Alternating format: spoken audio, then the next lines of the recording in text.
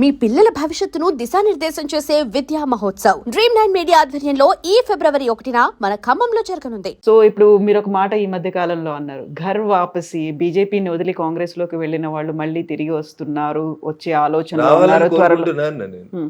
వస్తున్నారు అని చెప్పలే, వచ్చిర్రు అని చెప్పలేదు, రావాలని కోరుకుంటున్నా అని చెప్పిన. ఎందుకంటే మీరు మమ్మల్ని వద్దనుకొని పోయిన తర్వాత జరిగిన పరిణామాలన్నీ మీరు ఆలోచించుకొని విఘ్నతతోటి అక్కడ మీకు ఏం గౌరవం లేదు, గుర్తింపు లేదు, కాబట్టి వెనక్కి వస్తే ఇక్కడ కొంచెం గౌరవం గుర్తింపు ఉంటుంది, రండి మిత్రులారా అని చెప్పిన మాట వాస్తవం. కాకపోతే అధికార కాంగ్రెస్ పార్టీని వదిలిపెట్టి మళ్ళీ బీజేపీకి వస్తారంటారా? ఎప్పుడు పుట్టి మునుగుతుందో తెలియనప్పుడు ఆ పుట్టిలో ఎవరు ట్రావెల్ చేస్తారు కవిత గారు? గోదావరి నడి మధ్యలో ఉన్నారు, పుట్టికి రంధ్రం పడ్డది, పుట్టి ఎప్పుడు మునుగుతుందో తెలియదు. అట్లాంటప్పుడు ఎందుకుంటారు అందులో? ఎవరుంటారు? రాజకీయ నాయకుడు అనేటోడు తానున్న పార్టీ బతకాలి, తాను బతకాలి, ప్రజలకు సేవ చేయాలని అనుకుంటే ఆలోచించుకుంటాడు. మునుగాలే చావాలనుకుంటే నేనేం చేస్తా కవిత గారు? సో రాష్ట్రంలో ఉన్న కాంగ్రెస్ పరిస్థితి ఎట్లా ఉంది, దేశవ్యాప్తంగా ఉందా మొత్తం? సో దేశంలో కాంగ్రెస్ ఉందా? 28 రాష్ట్రాల్లో 3 రాష్ట్రాలకు కన్ఫైన్ అయిన వాళ్ళు ఉన్నారా? ఏ రాష్ట్రంలోనే పోటీ చేస్తే సింగిల్ డిజిట్ వచ్చిందా? ఢిల్లీలో 3 సార్లు అసెంబ్లీకి ఎన్నికలు జరిగినాయి, ఒక్క సీట్ అన్నా గెలిచిర్రా కవిత గారు? దేశ రాజధానిలోనే లేరు, మీరు ఇంకేడుంటారు తల్లి? మీరు ఏడున్నారు? వాళ్ళు తెలంగాణలో ఏదో అధికారంలోకి వచ్చారు, ఎందుకు వచ్చారు? టీఆర్ఎస్ చేసిన తప్పులకి. భారతీయ జనతా పార్టీ ఆ రోజు కొంచెం 1-2 జరగరాని సంఘటనలు పార్టీలో జరగడం వల్ల అట్లా అయింది. అట్లా అంతకుమించి కాంగ్రెస్ ఎక్కడ తెలంగాణలో? కర్ణాటకలో కాంగ్రెస్ వచ్చినాక తెలంగాణలో కాంగ్రెస్ బతికింది. అంతకుముందు కాంగ్రెస్ ఎక్కడుంది? ఎవరు ఆలోచించారు కాంగ్రెస్ గురించి? కొట్లాడింది మేము, యాంటీ టీఆర్ఎస్ వేవ్ని తయారు చేసింది మేము, టీఆర్ఎస్ను దించాలనే ఆలోచన ప్రజలకు కల్పించింది మేము, టీఆర్ఎస్ని దించవచ్చు అని చెప్పింది దుబాకు ఉప ఎన్నిక ఫలితం. ఇవి కదా. అంతకుముందు అది పెద్ద శత్రు దుర్భేద్యమైన కోట కదా. వాళ్ళు సిట్ అంటే మీరు సిట్టు, వాళ్ళు స్టాండ్ అంటే స్టాండు, వాళ్ళు రాహుల అంటే రాహులు, వాళ్ళు ఎంకన్నా అంటే ఎంకన్నా. అంతకుమించి ఏం నడిచింది? అప్పుడు ఏం నడవలే కదా.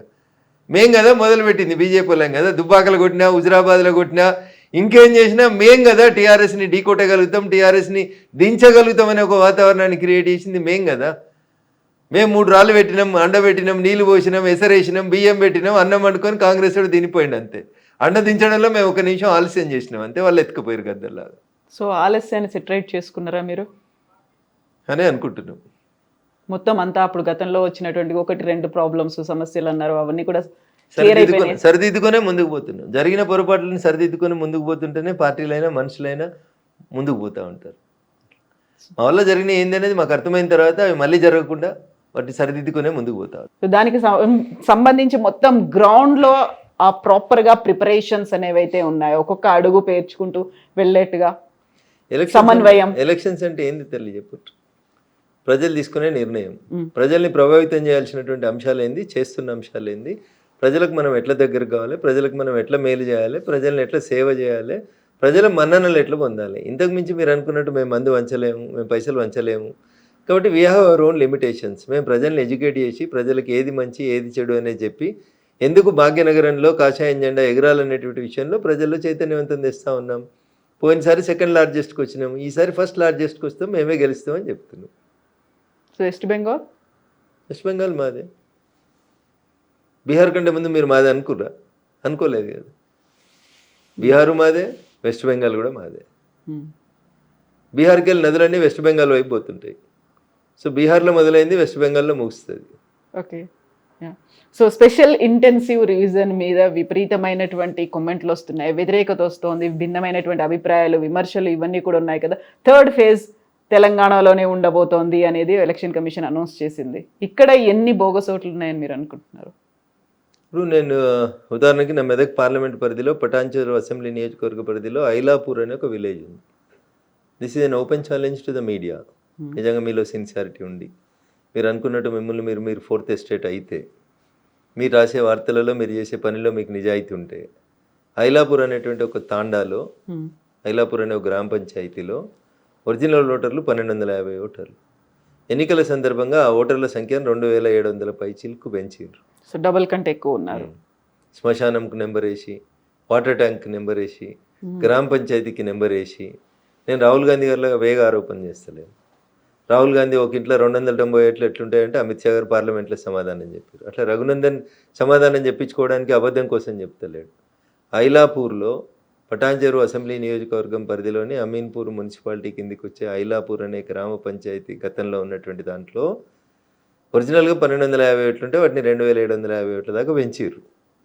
ఇవన్నీ బోగస్ ఓట్లని అప్పుడున్నటువంటి సర్పంచ్ గారు, ఎంపీ ఎన్నికల కంటే ముందు నేను, జిల్లా కలెక్టర్ గారు, అంటే తహసీల్దార్ గారు, ఆర్డీఓ గారు, జిల్లా కలెక్టర్ గారు, ఆఖరికి రాష్ట్ర ఎన్నికల కమిషన్ కూడా కంప్లైంట్ ఇచ్చినాం కవిత గారు. ఎప్పుడు ఎంపీ ఎలక్షన్. సో ఇవన్నీ కూడా జిహెచ్ఎంసీ ఎలక్షన్స్ ముందే అయితే జరగవు, నెక్స్ట్ రాబోయేటువంటి అసెంబ్లీ ఎన్నికల కోసమే జరుగుతాయి కదా. ఇప్పుడు వచ్చే ఫస్ట్ నుంచి ఏమి ఉన్నట్టుంది కదా, తెలంగాణలో కూడా ఏప్రిల్ 1 నుంచి ఏమి ఉన్నట్టుంది కదా సార్. జరుగుతుంది కంపల్సరీ, అన్ని రాష్ట్రాల్లో జరుగుతుంది, ఇక్కడ కూడా జరుగుతుంది. తెలంగాణ ఏం దానికి అతీతం కాదు, భాగ్యనగరం ఏం దానికి అతీతం కాదు, అంతటా జరుగుతుంది సార్, దేశవ్యాప్తంగా సార్ జరుగుతుంది. ఎవరికి ఇష్టమైనా కష్టమైనా జరుగుతుంది. సో హైదరాబాద్ కంటే భాగ్యనగరం అనడానికే మీరు ఇష్టపడతారా? ఇది భాగ్యనగరం కదా, ఒకప్పుడు భాగ్యనగరం, ఇప్పుడు కూడా భాగ్యనగరం, భవిష్యత్తులో కూడా భాగ్యనగరంగానే పేరు కొనసాగాలని కోరుకుంటాం. మారుతుందా మీ బీజేపీ వచ్చిన తర్వాత? మీ కాదు మన అన్నారు, తప్పకుండా మారుతుంది. నేను అనేది మీ బీజేపీ అన్నా, నేను మన బీజేపీ అని నేను అనలేను కదండి. మీ బీజేపీ వచ్చిన తర్వాత మన హైదరాబాద్ పేరు భాగ్యనగరంకి తప్పకుండా భాగ్యనగరం అయితే. అదొకటేనా?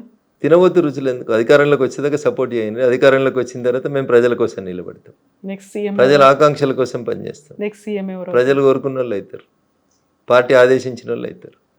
మీరు ఇలా బీసీఓ లేకుంటే వీళ్ళు అవుతారు ఇది అనేది మీరు అనౌన్స్ చేయరు అసలు? రాష్ట్ర పార్టీ తీసుకునే నిర్ణయం కాదు అది, కేంద్ర పార్టీ తీసుకునే నిర్ణయానికి ప్రతి బీజేపీ కార్యకర్త కట్టుబడి ఉంటారు. ఎస్ అండి, thank you so much. Thank you.